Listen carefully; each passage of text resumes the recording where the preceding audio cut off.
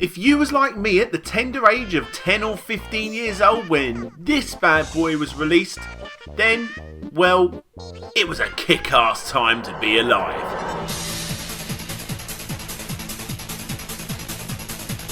Who else here was a Sony teenager? Let's see a raise of hands. Games such as Time Crisis, Metal Gear Solid, Tomb Raider, Resident Evil, Tekken, Tony Hawk's, Final Fantasy, Twisted Metal, Destruction Derby. Heck, what about Wipeout? Actually, Wipeout 2097 is my favourite game for the system. Games like these and many others like them no doubt dominated your CRT, leaving behind a distant memory of cutesy video game characters that came before it. Sorry guys, teenage gamers of the class of 95, it's time to grow up. Box up your 16 bits and your McDonald's Treasureland adventures and your Kirby Dreamlands. That rubbish is for kids. It's time to move on. Oh no! Well, you know what? No amount of guns, skateboards, futuristic cars, murderous clowns or pyramid tits was going to get me to change my state of mind. Because on top of all those new games, I still wanted fun, goddammit. And fun I got.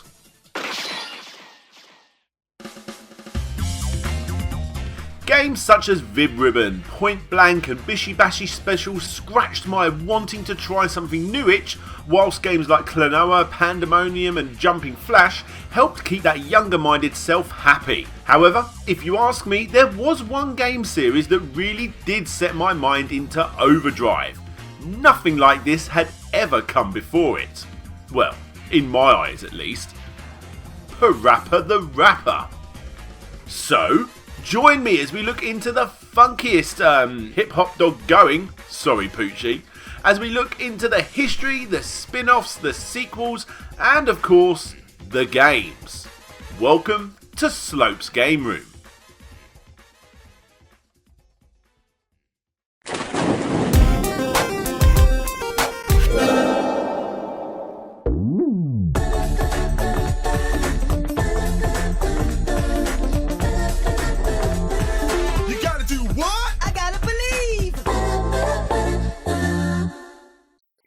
Here he is, Masaya Matsuura, the guy behind the magic, who made the game we're all here to see. However, PaRappa the Rapper is far from the creator's only claim to fame, but let's be honest, it's most likely at the top of his CV. Released in 1996 in its land of origin and almost a year later for the rest of the world, PaRappa the Rapper definitely shook things up. But come on, you know the drill. I think we're in fact getting a little ahead of ourselves. So, let's go back to the beginning. Here we are in 1983. Masaya, a graduate from Ratsumikan University with a major in industrial sociology, puts that education to good use by forming the band that you can hear playing in the background. Size. Yes, that's how it's pronounced. Thank God I pronounced that right. No Gangnam Style over here. Now the band was actually quite popular, but after 10 albums in 1996, they decided to part ways. You see, a couple of years before, Masaya actually released a first-person point-and-click adventure game, which somehow was based on the band. Yeah, don't ask me how to play it, I got no idea. But what's most important when looking at this, and I'm sure you're all thinking it too, the PaRappa the Rapper inspiration is strong with this one.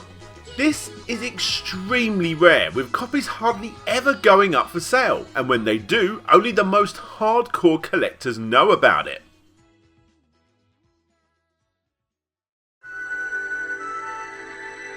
Anyway, his love of music and video games continued to go hand in hand, and a love of rap music was right at the top of his interest list. Eventually, both Masaya and his friend Gavin Ito, originally an editor for a magazine, worked together for a new project fusing together video games and, of course, rap music to make PaRappa the Rapper.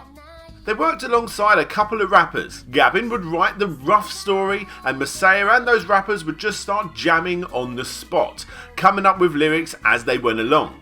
And whilst doing this, the team would doodle onto a big butcher's bit of paper what the stage would look like. Sort of like a mix between storyboarding and screenplay writing. everything just fell into place, and with the help of artist Rodney Greenblatt, they created PaRappa the Rapper. So, let's look at the game.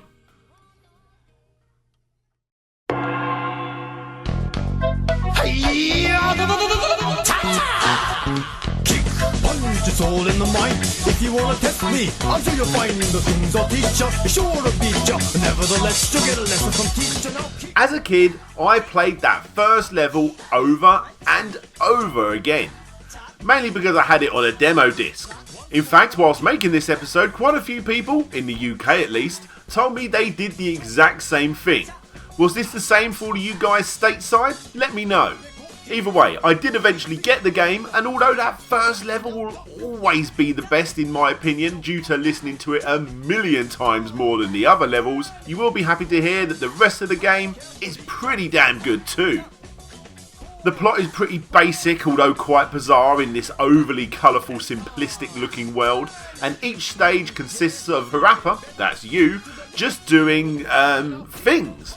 Whether those things are learning to drive, learning karate, selling items at a flea market, cooking, or waiting in line for the toilet, you're gonna be doing it in style. You pass these stages by rapping along with the characters in the stage at the time. Sort of like bosses, I suppose.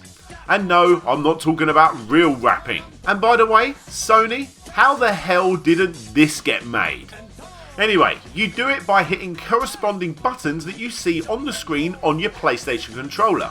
It's pretty standard stuff if you're into rhythm games. PaRappa the Rapper wasn't the first to do this, but in my opinion it was one of the first ones to bring it mainstream.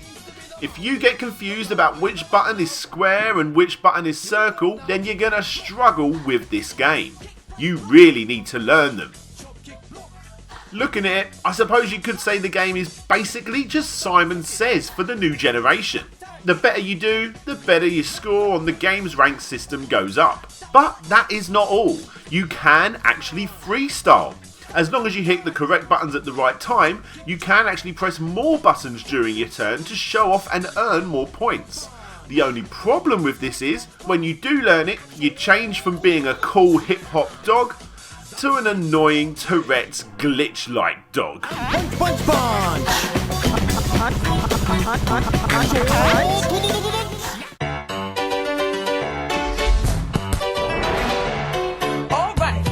You want to stay good or above with your rank. If you do manage to get that high rank of cool, then you can actually completely freestyle the rest of the level on your own. The only problem with this is what's a good freestyle and what's a bad freestyle. Only the game knows, and it's likely that that cool status will drop and you'll have no idea why. I suppose the developers were just going for practice makes perfect. Overall, the game is one of the most nostalgic games for the PlayStation. Well, the first level at least. If you was an active player of the PlayStation back then listening to Chop Chop Master Onion will definitely bring back some great memories, whether you own the game or not. Playing the game nowadays, I suppose it's a bit flawed with its confusing freestyle system, and well, the game is actually bloody short, but there is still a hell of a lot of fun to have with this game. It oozes style and is an absolute must for all retro collectors of the system. As is the sequel. No, not the PlayStation 2 sequel, the PlayStation 1 spin-off.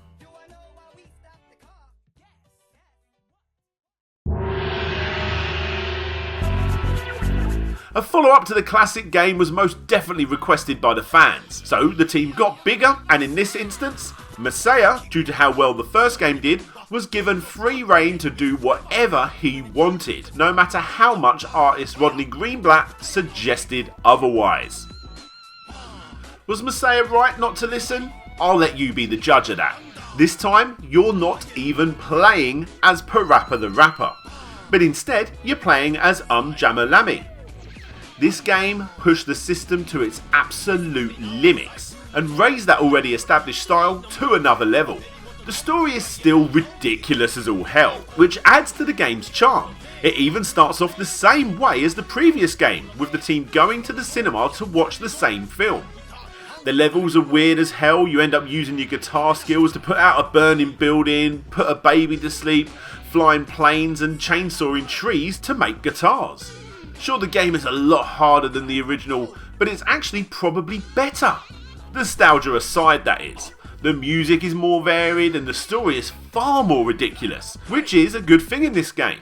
And get this, complete the game and you can actually play as PaRappa the Rapper, completing all of the stages, not with rock, but with rap music instead. That is bloody awesome. There is a few different versions of this game. Firstly, if you play the Japanese and PAL release, Lammy goes to hell at one point. However, in the North American release, she goes to Volcano Island. Both versions are quite similar apart from the scenery, but you will notice the odd lyric and animation change depending on what version you had. Now for the most obscure version, and nobody ever brings this one up, you need to go to Japan and play this arcade machine. UmJammer Lammy now. Sadly, I have not played this version, but it does include some sexy guitars that have buttons on them with the same symbols as the PlayStation controller. A cool unique entry to the series if you ask me. Also, random side bit of information, apparently Jonathan Ross has this arcade machine in his private arcade. Not sure really what else to say about that, so yeah, back to the review. This is the one game in the series that always got overlooked. But that is such a shame. So much more effort was put into this version than any other release.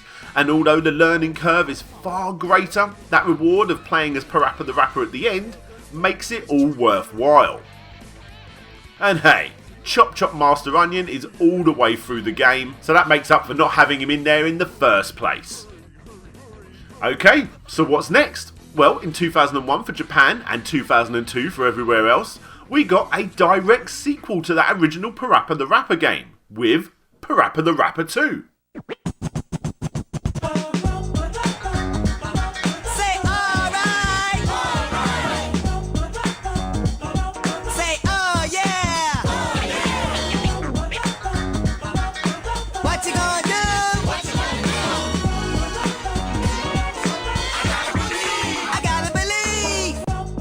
Masaya wanted to change things up once again, and he sort of did. It has a far more smoother sound than the original, almost R&B like, and even though most people judge the music for literally no other reason that it's not the game they grew up with, I'll tell you now that the music in number 2 is still as catchy as hell. That's right! I'm in the house! Here it comes! Extra, read all about it. The best burgers in town from all around. The game is still definitely on that short side, just like the other two, and it keeps that awesome flat graphic style that the series is well known for. Honestly, there really isn't a lot more to say about the game. If you like the first one, but found the second game a tad too complicated, then this is probably the best version to get. And also, it has an awesome 2-player mode, just like UmJammer Lammy, which is a nice extra. Now, during the launch of the game around the same time in Japan, they also got a PaRappa the Rapper anime.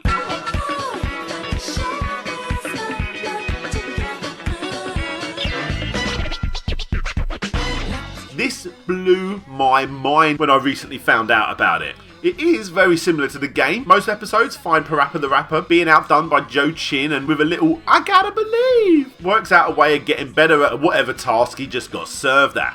The animation looks pretty cheap, it's clean, but it is noticeably cheap, and really it is only aimed at 2 sets of people. The hardcore fans and very, very young children. In 2006, that original game got ported to the PSP for the Funky Dog's 10th anniversary. And it's a pretty awesome port. Not only because now you can take PaRappa the Rapper on the road, but if your friends own a copy, then you can play a 4-player co-op rap battle. And you can even download 8 remixes of the songs to also rap along to. Not a bad port if you ask me. However, move forward another 10 years for PaRappa the Rapper's 20th anniversary, PlayStation 4 owners actually got PaRappa the Rapper Remastered. This is obviously the definitive version of the game. Plus you can get the full set because UmJammer Lammy and PaRappa the Rapper 2 are also available on the PlayStation Network, depending on what part of the world you live in. And other than this, PaRappa the Rapper also made a pretty nice appearance in the much overlooked PlayStation All-Star Battle Royale game. However, the dog's designer didn't actually like the fact that he was in such a violent game, saying, "I'm very happy that PaRappa is making a bit of a comeback, but not so happy about him being in a weapon-filled battle game." Actually, the Battle Royale game is fun, and I have to do what I can to get PaRappa back in the game scene.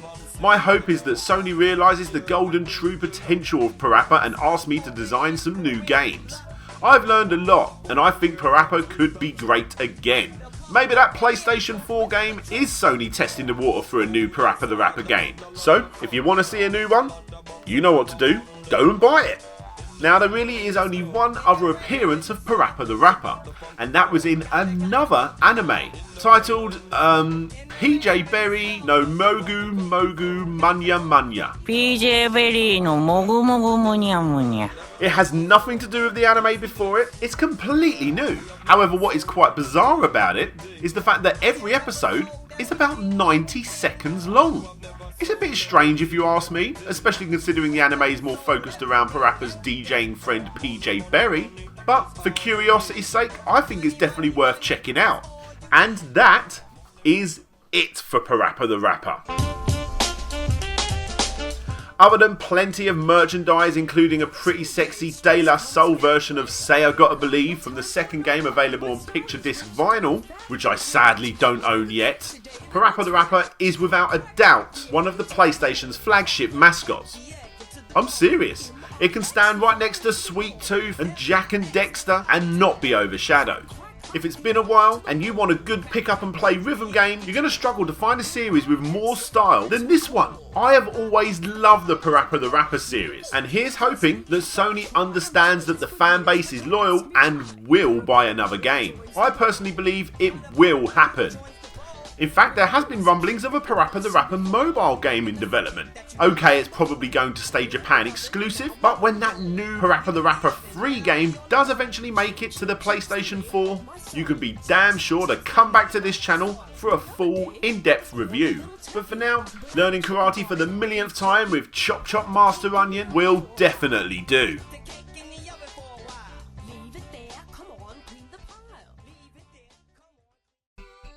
Hey guys, thanks for watching. Firstly, a special thanks goes out to Ryan Burford, Ian A. Chapman, Phil Lowlins, Gavin Gorez, Ben Hall, Taylor Ullman and Ted Kimmel, as well as all the Patreons that help contribute to make these episodes.